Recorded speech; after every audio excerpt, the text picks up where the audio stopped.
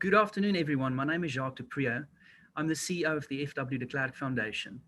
I'm joined today by Mr. Temba Nolutshungu, who is a director at the Freemarket Foundation. He's also the chairman of the Langa Heritage Foundation and a trustee of the Helen Sussman Foundation. Mr. Nolutshungu is also involved in the Cape Town Carnival and a council member of the South African Institute for Race Relations. Temba, welcome here, and thank you for sharing your time and making yourself available to have a discussion with me and share some of your thoughts on expropriation without compensation in South Africa. Welcome.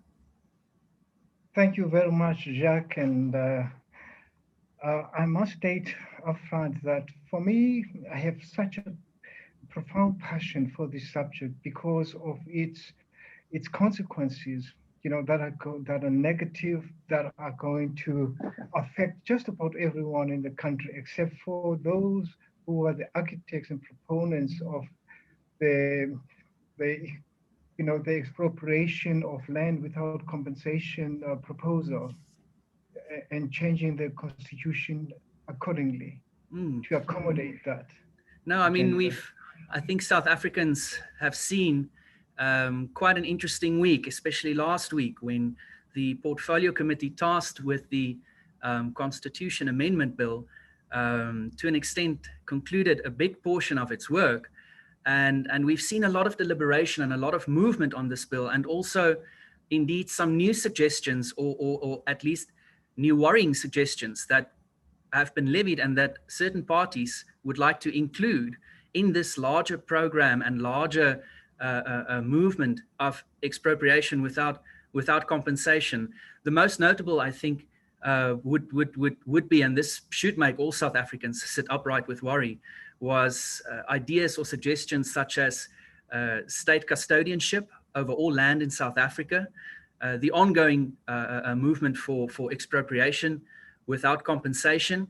And I think a very worrying and a very disturbing concept was a dilution and indeed the suggestion that the courts in South Africa should have a diminished role, or play a very diminished role when it adjudicates land redistribution cases. But Temba, before we go on, perhaps I would like to start us off by asking you to take our listeners back and to take us back with your expertise as to where this idea of expropriation without compensation, where do the ideological roots in South Africa and in the South African context of this, where does this come from? If we regard what the ANC is doing, some comments that the EFF has made in this regard, where does the ideological roots and the origins in the South African context of EWC, where does this come from? Yeah, I can very briefly state the fact that the whole concept of the EWC, that's a short form for expropriation of land without compensation, which in a broader sense means all property, it means property, is found in the annals of Marxist ideology. It is about socialism, it is about communism, it is about nationalization. So it's an ideological principle, that's what it is. And the point is to use euphemistic terms like custodianship of land, custodianship of property, is just the thin edge of the socialist wedge.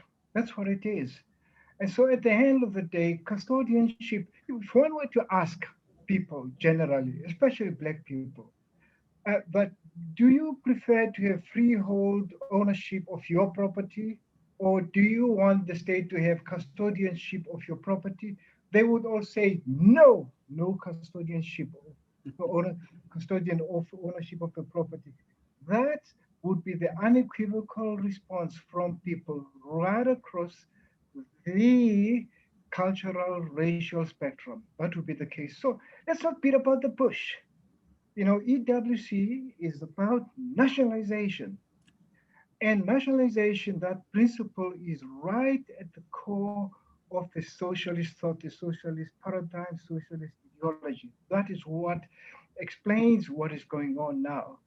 Now, one of the sad things that has happened is that I look at the ANC in relation to the EFF, and for me, what is so clear is that the ANC have been bamboozled by the EFF into buying into the EWC for all sorts of expedient reasons, but they have been bamboozled by a small party that only came about in recent years with limited resources, and they've been able to bamboozle the ANC.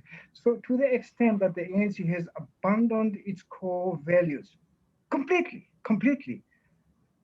Saul Plaatje, who was one of the champions against the Natives Land Act that was enacted in 1913, must be turning in his grave because Saul Plaatje was very vociferous in engaging the whole process of, in fact, the very concept of the Natives Land Act, which was the idea was to emasculate black people economically so that they could be available as a labor pool and for the farms and also for the burgeoning mining industry. Let me just quote something here from this book. What Saul Plaatje had said at the time that the discussion of the Natives Land Act, which was a bill at the time, was in process. He had said these words, and there's a sense of deja vu in terms of what he says here. He says, and I quote him, "Look at the weighty arguments delivered inside and outside Parliament against the Natives Land Act. Surely no legislature with a sense of responsibility could have passed that law after hearing arguments of such force or weight against it. But the South African legislature passed that act and seems to glory in the wretched result of its operation." Later on, in the same book, Native Life in South Africa, Saul Plaatje says, "Mr. Sauer carried his bill less by reason than by sheer force of numbers." Hmm. See the point? There is a sense of of deja vu here. And for me, I find it incomprehensible that the ruling party Hmm. is on board in terms of the EWC. But the EWC implementation, its consequences are not only just predictable, but inevitable. If one looks at Zimbabwe, for example, where policy of nationalization took place, especially in the agricultural sector, look at the results that have come to the fore. We have millions of Zimbabweans coming over here to South Africa. We have millions of them also going to other neighboring countries. Now, there's nothing xenophobic about this. I'm just talking about the Sure, absolutely. consequences of implementing such statist policies. Now, then the thing is, another example is that of Venezuela. Hmm. Venezuela, when they implemented socialist policies, nationalization, especially, which is what is being contemplated in the, with the EWC, up to 2015, according to the United Nations High Commission for Refugees, up to 3 million people had fled from that country, from Venezuela to neighboring countries. Now one can imagine the situation is worse. And also one of the consequences was the fact that the inflation rate in Venezuela in 2019 was 2.09%. Now, it's difficult to comprehend this. And then the results were shortages in terms of food, in terms of medicines, in terms of all sorts of services. And on a daily rate of about 500, I think that's a figure, of 500 people from Venezuela are fleeing to neighboring countries. It's here. We're talking about something that one is seeing currently. It is Hmm. unfolding on TV, and one gets to know what exactly is going on. But how does one explain the fact that in South Africa we're still bent on implementing Hmm. such a potential, no, not potential, such a clearly catastrophic policy Hmm. with all sorts of foreseeable, and I want to emphasize this point, inevitable consequences. No, absolutely. I mean, I have, yeah, let me just point something here. hmm. Remember, I've mentioned the inflation rate in Mhm. Venezuela as being 2.09%. It is 0.09 million percent. This is a Zimbabwean note. Here it is $50 million. This doesn't even buy a cigarette. One cigarette, not a packet of cigarette in Zimbabwe. Absolute hyperinflation. Yes, exactly. Because Exactly. Temba, this The perhaps, direct consequence of a policy.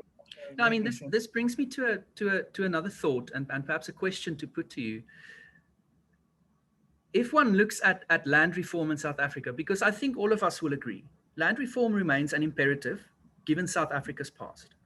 No one argues about this. We need to have a workable and efficient system of land reform for South Africans. However,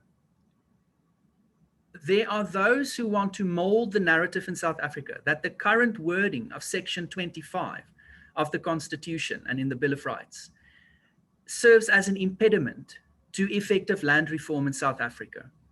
What are your thoughts on this? Would that be an accurate presumption, or would that be an accurate description whether Section 25, or indeed that Section 25 as it is currently worded in the Constitution, actually serves as an impediment to effective land reform in South Africa? Because there are also those who say, and this includes the FW de Klerk Foundation, that the current wording of Section 25 and the Constitution actually is an enabling framework for effective and workable land reform. It doesn't serve as an impediment to it. Yeah, look, the answer is very brief to this one. First of all, my view is it is utterly wrong what is being stated in terms of the populist sort of narrative that, you know, the property rights clause is an impediment to land reform in this country. Not at all. It is enabling, because what do people want in terms of ownership of land? They want real ownership. They want certainties, and for all reasons, you know, that everyone understands. But the point is, you know, politicians are very, very, very mischievous in terms of manipulating realities and twisting what is so clear, you know. But the point is, this sentiment, you know, belies the fact that the ruling party has failed to implement reforms, land reforms in this country, and which could be implemented without tinkering with the Constitution. As far as the property rights clause in the Constitution, if anything at all is to be done, it should be strengthened. Okay. It needs to be strengthened, or just simply left alone. Just simply left alone. But the point is, there are reforms that could be implemented that would not cause any problem whatsoever. One of those is the fact that the state, being aware that it owns superfluous land, it could work on a program of dishing out parcels of land to indigent families, and on a one family, one plot basis, right across the racial spectrum. Just poor, there are poor whites, there are poor Indians, there are poor, you know, people of all sorts of hues. And the point is, you give out parcels of land to indigent people on a one plot, one family basis. Then you get somewhere. And then there's another reform that would contribute towards economic self-empowerment. And that is the one that I learned from during my visit in 1991 to Czechoslovakia. I was based in Prague. And there at the time, you know, we were addressed by Prime Minister Václav Klaus and the President Václav Havel. And so they was in process of implementing a voucher system for all the citizens of Czechoslovakia. What the voucher system was about was that it enabled people to have shares in the state-owned companies that were being dismantled. And so people who had nothing, didn't own the houses they were living in, and the economy was moribund. And so they owned shares in the dismantled state-owned enterprises. That was 1991. Now, when I had arrived in Prague in 1991, and there's the airport, Ruzini Airport, it was like a kind of horse stable. I couldn't imagine that a major airport of a country like that could be in that state of disrepair. And then I went to the Ambassador Hotel, and where I stayed there, they didn't even know the concept of service. And the whole city was in a state of, oh, it was like it had been bombed out to some degree. However, this is the point why I'm bringing this in. In 1998, when I went back to Prague, the city had changed completely. I stayed at the same hotel where I had stayed before in 1991, and what had happened within 7 years, within 7 years, was this amazing transformation, which was so visible, and it had happened as a result of the voucher system. And so, what I would suggest we consider in this country is that with the state-owned enterprises, people, poor people, only poor people, should be given shares, to own in these state-owned enterprises. The government has failed. It is inherently failing. There's no way that they can put things right. And that's proven in history. When you nationalize something, when something belongs to the state, the consequences, the results are going to be negative. And Milton Friedman mentioned this in dramatic terms. He says if any government were given the mandate to nationalize the Sahara, there would be a shortage of sand. Yeah, so the thing is that what needs to be done in this country is to leave the constitution alone, especially in respect of the property rights clause, but implement practical, feasible reforms, such as the ones that I've just cited. This is what needs to be done. And anyway, the Institute of Race Relations did a study, embarked on a study quite a while ago. And in terms of that study, the response from people generally was that they prefer to have money as opposed to have land. Mm. They preferred to have money instead of land. So this whole thing about land, for me, smacks of something, some other agenda besides the ideological one. Mm. It is about what? It is about covetousness. It is about envy. It is about vindictiveness, punishing whites. It is about that.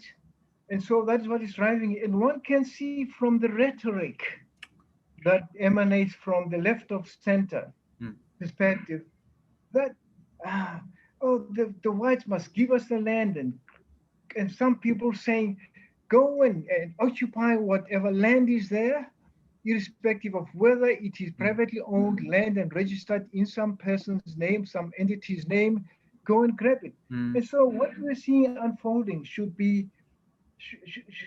make us really think very hard in this country, because just the threat of really implementing EWC via the Constitution and mandated by the Constitution, we've seen this spontaneous outburst of disorder, an ochlocratic disorder. Now that's a bit of an oxymoron, because ochlocracy, that's government by the mob, means disorder.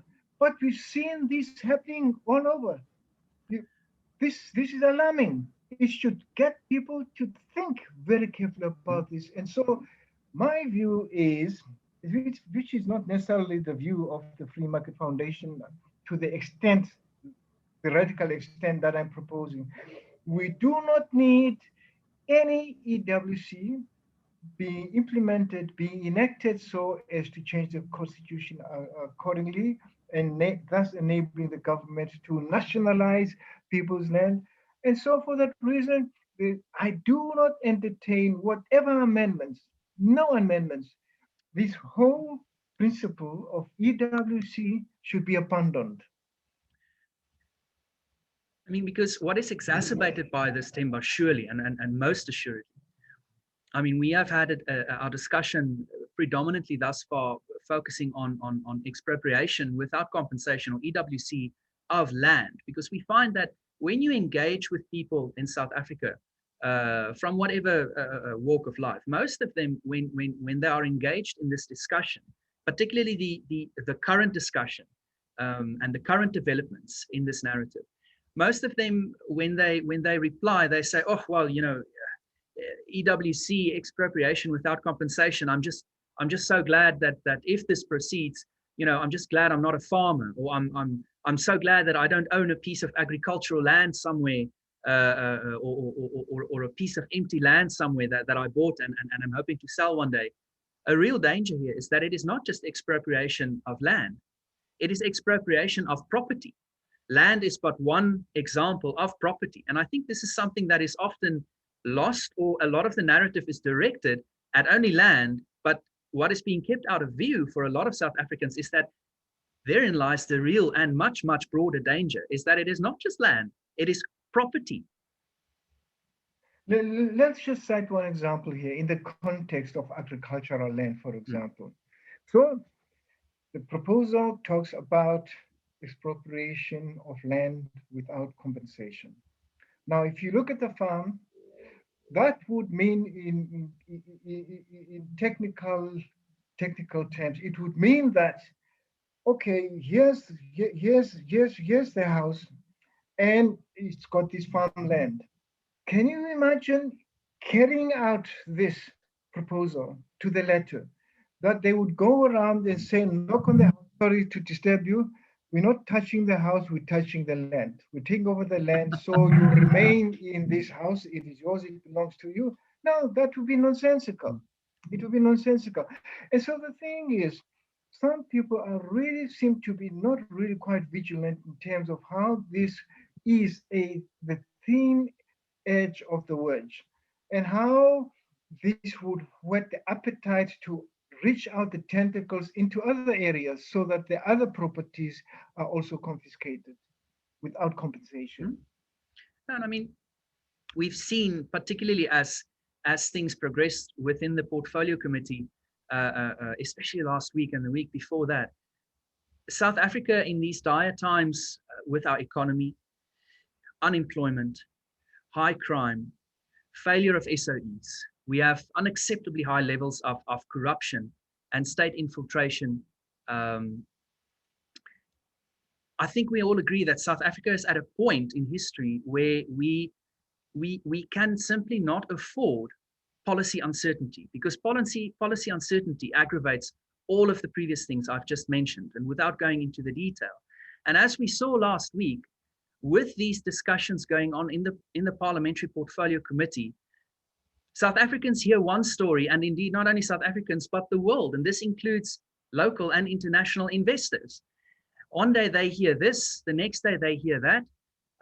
Then, for example, we see this is what the EFF suggests. The most worrying one recently is custodianship, but as you say, effective nationalization.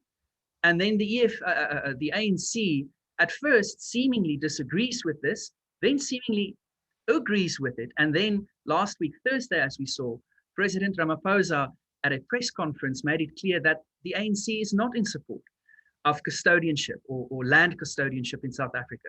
So all of this creates tremendous policy uncertainty that South Africa simply can't afford at this stage.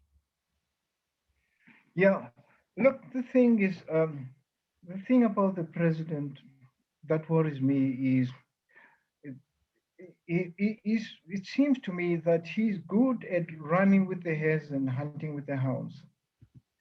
And one day he will say he is for EWC as it is, without any amendments to it. And the next day he talks the way that you've explained. And that is, of course, not good for investor confidence. Something that is lost on politicians and policymakers generally, who tend to be left of center, generally speaking, is the fact that they don't understand what really motivates investors, especially foreign direct investors that we need so urgently. For directors, investors are not interested in anything else except how they can generate returns on their investment. Yes. It is purely on that basis of that litmus test that they decide as to where they're going to locate their investment. So the countries that become very lucrative investment destinations are the countries that are consciously aware of this. And so we're losing the boat in this country if we think that investors are going to come here just to do us a favor, maybe because, oh, we had achieved a political miracle. No, the bottom line is just simply that they want the greatest returns on their investment. So they will not do us a favor. Instead, they will go to Mozambique. Instead, they will go to Ethiopia. Instead, they will go to Angola, alternative markets for their investment. Mhm. This is a simple lesson that has to be learned, to be understood, to be internalized by policymakers in the parliamentary arena. Mhm. And I mean, at this stage, Temba, before we lead into perhaps almost ending off our discussion, looking at it going forward, we have the latest version or suggested version with amendments to the expropriation bill. We also have the Constitution Amendment, which has been the subject of recent controversy. And a lot of people, including the FW, or a lot of stakeholders, including the FW de Klerk Foundation, have made it very clear that perhaps the time is right, if this goes forward, that there needs to be more and more extensive and further consultation on whether this is the route that South Africa should take. In principle, EWC, I agree with you, should be abandoned. Expropriation without compensation should not have a place in the South African constitutional dispensation, where property rights are so central and indeed a foundational point and a foundational a line and a core element of our constitution. What would you say to this? Would you agree that more consultation would provide more positive feedback and perhaps a direction change in what the government is currently pursuing with EWC? Yeah, my view is there should be more consultation, and that there should be no reference to color at all in terms of races, none whatsoever, because this is one of the tactics that is being used by the architects of this bill, of this EWC, in that they say that if you are against the EWC, that is because you're white, and that is because you want to go back to the apartheid status quo. You want the status quo to remain as it is, as related to the apartheid era and so on, which is rubbish. That is nonsensical. It is utterly nonsensical. There should be cool heads prevailing. I've seen how, some members of parliament play this race card. It shouldn't be played. It does not make any sense at all, because it the core issue is, would it make sense for the EWC to be implemented? Would it enhance economic productivity? Would it result in more jobs being created? Would it mean that there would be more foreign direct investors being lured into, coming to invest in this country? These are the bottom line questions that should be asked. Now, the concern, again, for me is how this potential, this will definitely have the consequence of disrupting the racial fabric of this country, heightening racial tensions. At a time when I can say anecdotally, more than 90% of people on both sides are opposed to any form of racism. Anecdotally, I challenge anyone to prove the contrary to be true. Most people want to get along and to pursue their socioeconomic interests, and to the extent that their resources can allow. This is the reality of South Africa now. And without the fear of their resources being taken from them.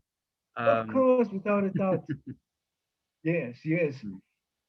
Now, Temba, almost right before we end off, there's perhaps two things that I would like to make our listeners attend to. I would like to refer them, with your permission, to a publication which you compiled, and I'll just hold it up to the screen. So the security of property rights in South Africa. And I would urge anyone with a vested interest in the narrative, but then also with a vested interest in where South Africa is going and what the future implications will be should we persist with this road of expropriation without compensation and property rights and security of tenure, to have a look at this publication compiled by Temba, and the stories in there from not only African jurisdictions, but also from a number of international and other jurisdictions are as scary and as, or are as scary as and as grave as they can be, because it clearly shows the stories, how it was implemented, and what the results were, and exactly as you have described, Temba. And then right before we end off, going forward, the process where it currently is, especially with the Constitution amendment, Temba, I understand that Parliament is currently in recess, and therefore the relevant Parliamentary Portfolio Committee on amending Section 25 has been mandated or has received an extension of its mandate effectively until the 30th of August to then report back to Parliament on the work that it's been doing in this regard. Is that your understanding of the process as well going forward? Yeah, that is indeed my understanding, but still, even that deadline of the end of August is not sufficient for cool. We need cool heads to prevail so that there's no reference to any racism accusations whatsoever, and just for the core issues in terms of the consequences to be discussed. What's going to happen now in this book, for example, we we bring together the experiences of other countries, various countries, including Venezuela, and most of the papers are generated by Africa-based think tanks on the consequences. The consequences. There's nothing ideological about the papers that were presented at this conference, which culminated in this book being published. Nothing ideological. It just simply focused on just the consequences of implementing policies such as expropriation of land, meaning in the broad sense, property without compensation.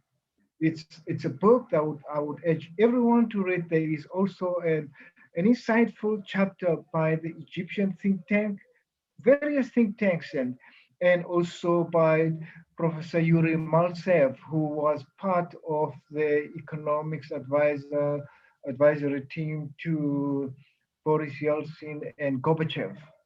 And so this input based purely on the consequences of such a policy, such as we are contemplating. And before I go off, I want to mention something here to start a quotation from what happened in the U.S. Now, at some stage, there was certain Dr. Hale was asked a question. Dr. Hale, do you ever pray for the senators? He said in response, I look at the senators and I pray for the country. That is what he said. So anything that comes out of Parliament should be subjected to rigorous scrutiny purely on the basis of effects. Never mind the noble intentions behind policy, but the consequences. What really is going to happen as a consequence of such a policy being implemented. This is how people should engage this EWC proposal. Now, Temba, I mean, thank you very, very much for your thoughts, for your insights, for your work on this. And as you indicated, I would urge every South African and anyone interested in this on what the consequences would be of expropriation without compensation to read your book. It's, I want to say, a very good read, but at the same time, a very scary read, as it illustrates very clearly and very perfectly what will happen, including in South Africa, if such a policy is indeed then mandated. Let's just bear in mind this is not my book. I'm just the compiler. There is Martin van Staden who did the editing. There's also a colleague of ours who is our internal auditor, John Evans. It's a team effort. You know, it's a team effort in terms of the Free Market Foundation's work. And these papers, as I've mentioned, are based on a conference on the EWC that the Free Market Foundation had staged. Yeah. Thank you. Thank you, Temba Nolutshungu, for your time, for availing yourself to share some of your thoughts and insights today. We look forward to hearing from you in this narrative, and we wish you good luck. Thank you for the work that the Free Market Foundation is doing in this regard as well. Thank you very, very much. Thank you. Wonderful.